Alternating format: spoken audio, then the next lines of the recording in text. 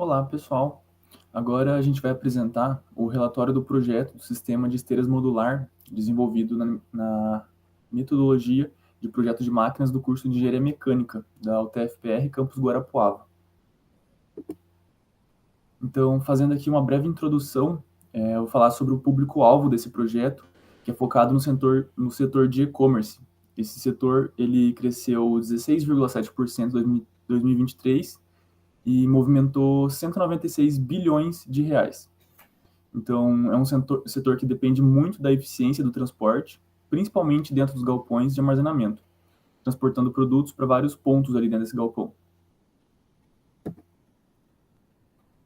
Bom, nesse cenário, o sistema de esteiras modulares ele se enquadra como uma solução versátil e eficiente, já que ele permite que produtos sejam transportados para vários pontos dentro do galpão e, por ser modular, ele pode ser configurado em vários diferentes layouts dentro desse local. Com isso, isso é possível graças ao acoplamento de diversos módulos por um único motor. E a solução, além de proporcionar uma maior flexibilidade, ela oferece também uma significativa redução de manutenção e instalação do equipamento. Com isso, os objetivos desse projeto é elaborar um sistema de esteiras modulares, como já foi dito antes, e além disso, ele precisa ser projetado um acoplamento entre esses módulos. E a montagem e desmontagem desses módulos precisa ser prática e fácil de ser executada. Aqui são os croquis iniciais, que, como a gente pode ver, são compostos por módulos retos e angulares, que eles permitem que, sendo acoplados uns aos outros, a configuração de várias formas e caminhos ali por dentro da empresa. Aqui são um pouco dos detalhes do sistema de transmissão e acoplamento, que para permitir que os módulos tenham as configurações variadas ali. Então, é justamente por conta desses acoplamentos que a gente consegue fazer diferentes layouts com essa esteira. Alguns dos requisitos e características dessa esteira é que ela precisa ter a capacidade de carga de pelo menos 100 kg, ou seja, a quantidade de produto ali sobre um único módulo pode ser carregada até 100 kg. Então, abaixo de 100 kg vai estar tranquilo e não pode transportar mais do que 100 kg por módulo. As dimensões mínimas da embalagem precisam ser de 20 centímetros, porque se for menor do que isso, pode acontecer dela enroscar entre um rolo e outro.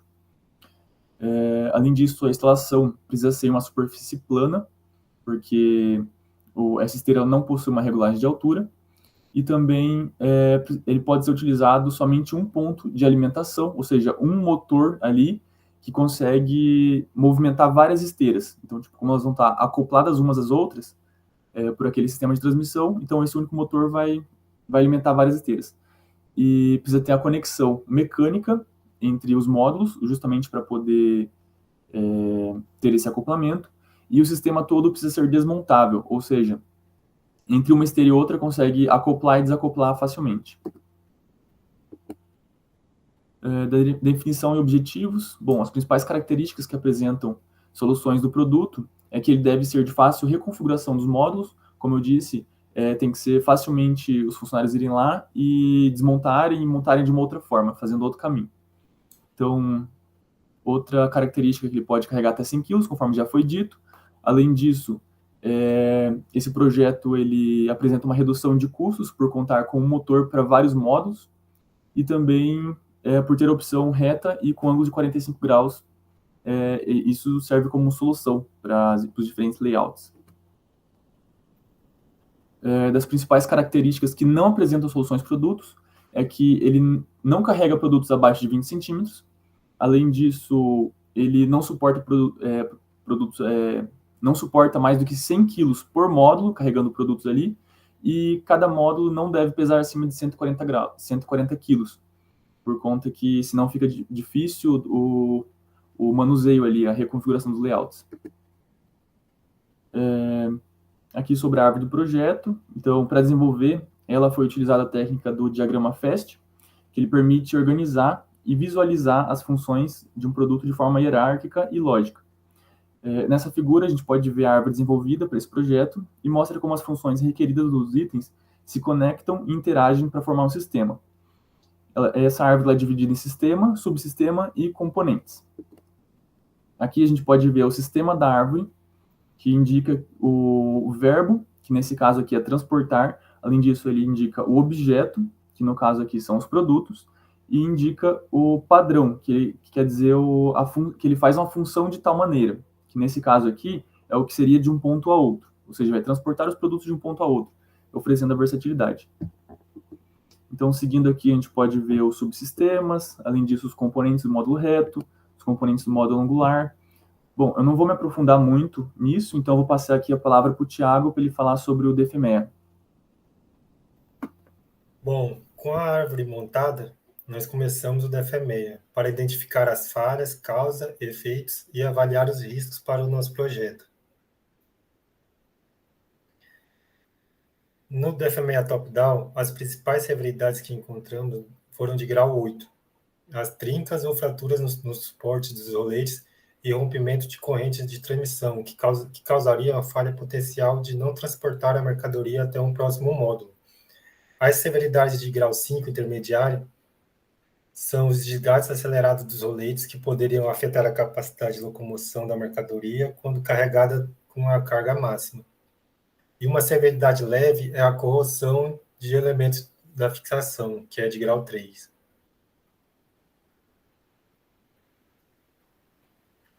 O grupo escolheu para desenvolver o bottom-up a base, que tem a função de sustentar os componentes do módulo de forma rígida e tem um grau de severidade 8, ou seja, apresentar trincas ou fraturas na base.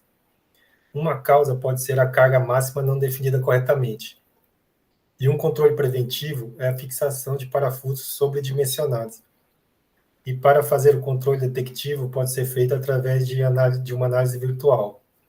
Depois que concluímos o DFMEA e identificamos os controles preventivos e detectivos, elaboramos o plano de ação para o monitoramento e controle das ações. E o responsável ficou o Júnior José.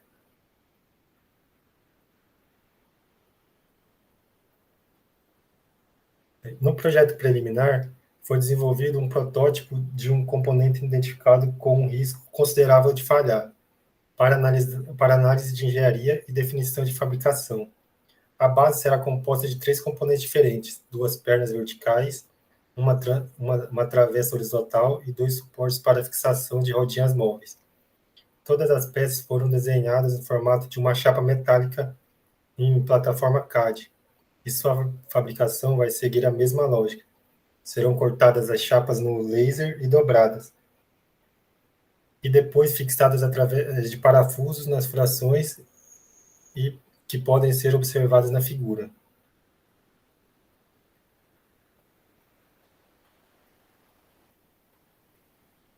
Na simulação, usamos uma carga de 200 kg.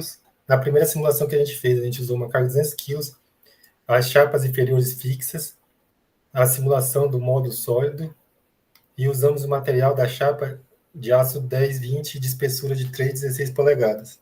Depois dessa simulação, como o fator de segurança foi muito elevado, mais de 30, pensamos em outras alternativas de materiais e espessuras de chapas.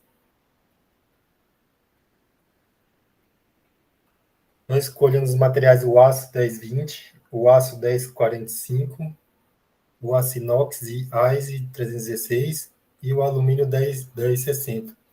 E as espessuras que a gente escolheu foi de 2 milímetros, 1/8 e 3,16 polegadas.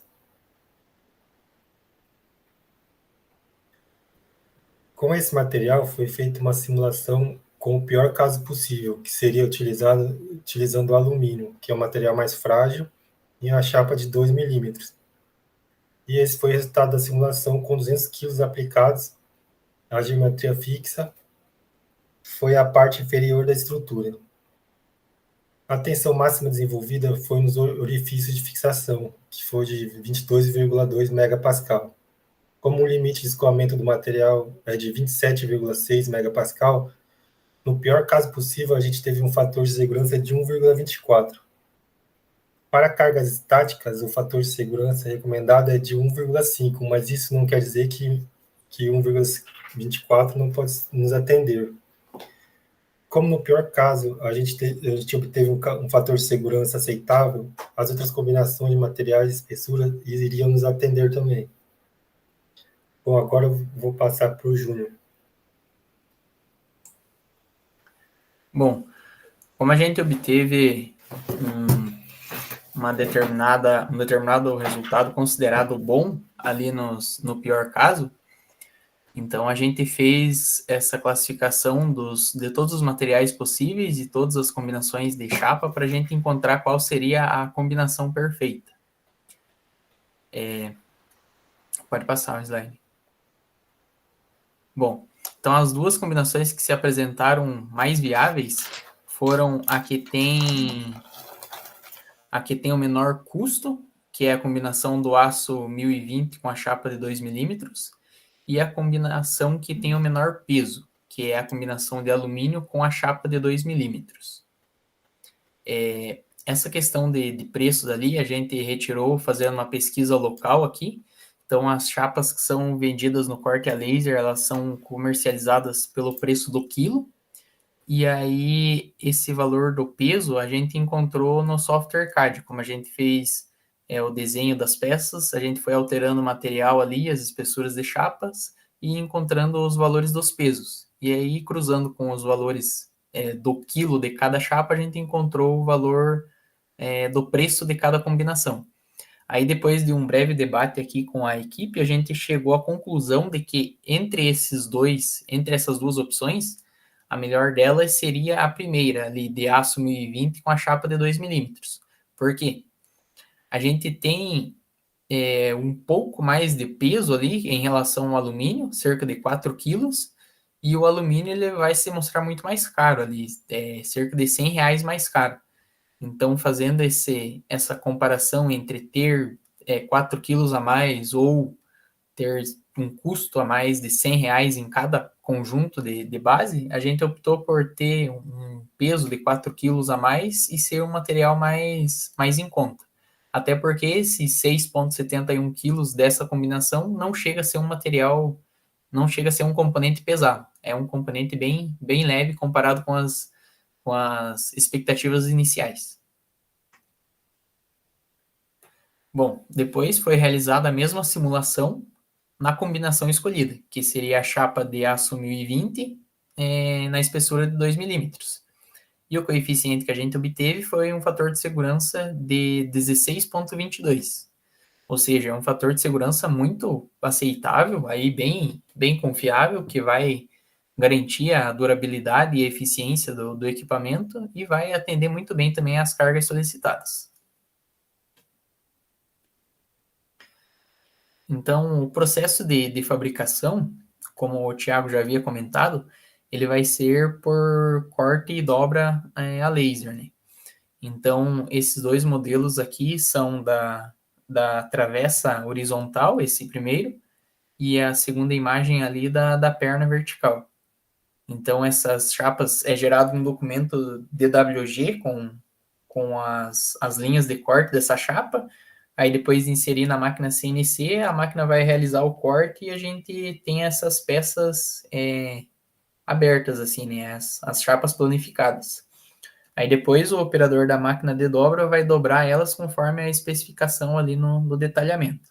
Então, ele vai dobrar para baixo ali as duas abas, naquela medida que está na linha tracejada, e aí a gente vai ter as duas peças principais que vão ser confeccionadas na base. Aí a junção entre essas duas peças é feita através de porca e parafuso, um conjunto de porca e parafuso M10, e a fixação dessa peça vertical com a chapa de fixação das rodinhas, ela vai ser através de solda, que é essa segunda imagem ali. Então, embaixo da base, ela vai ser fixada rodinhas para você ter uma movimentação do módulo de transporte.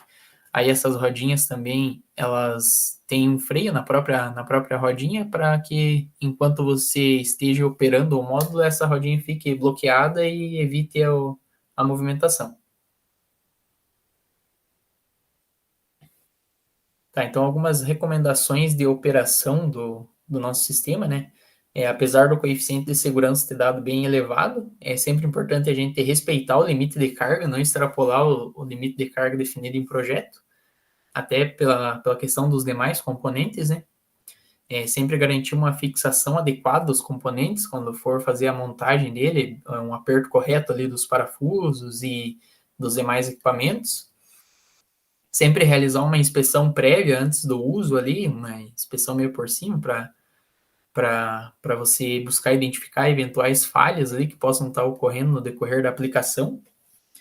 E você sempre está observando ali a integridade da pintura, né? Então, essa base ela é feita uma pintura nela para proteger contra a corrosão.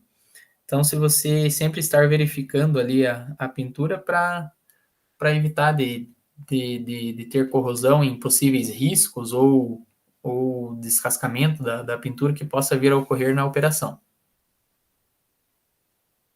Algumas recomendações de manutenção dessa base.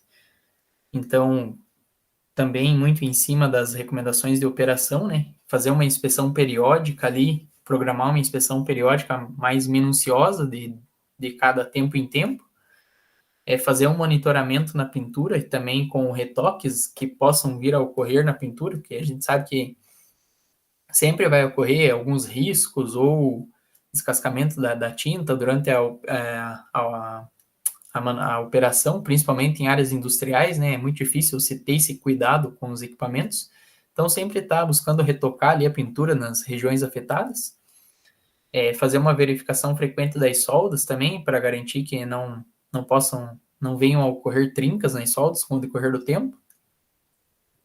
E sempre buscar proteger esse equipamento de muita umidade ou de produtos químicos que possam vir a agredir esse equipamento e deteriorar com maior rapidez. Algumas considerações finais que a gente teve no final do projeto. Então, esse projeto focou principalmente no desenvolvimento detalhado da base do sistema. A ideia em si é o sistema inteiro, mas para o estudo da disciplina foi focado no desenvolvimento da base e estudos em cima da base. A utilização da árvore de projeto ela foi muito importante para ter uma boa estruturação de cada componente e também muito essencial para organizar as funções requeridas de todos os componentes e para a gente conseguir entender o funcionamento de cada um. A utilização do DFMEA foi uma ferramenta muito fundamental para poder prever os possíveis modos de falhas que possam vir a acontecer com os componentes e os sistemas.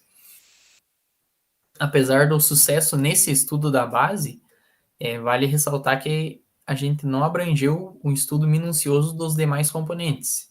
Então, seria importante aí, numa próxima oportunidade, poder fazer esse estudo minucioso também dos outros componentes do sistema. E também a disciplina inteira, como também todo o projeto, demonstrou a importância de ter uma abordagem bem estruturada no desenvolvimento de sistemas mecânicos, porque você garante um sistema que vai ter um bom desempenho, seja confiável e seguro para o usuário final. Então, muito obrigado pela atenção.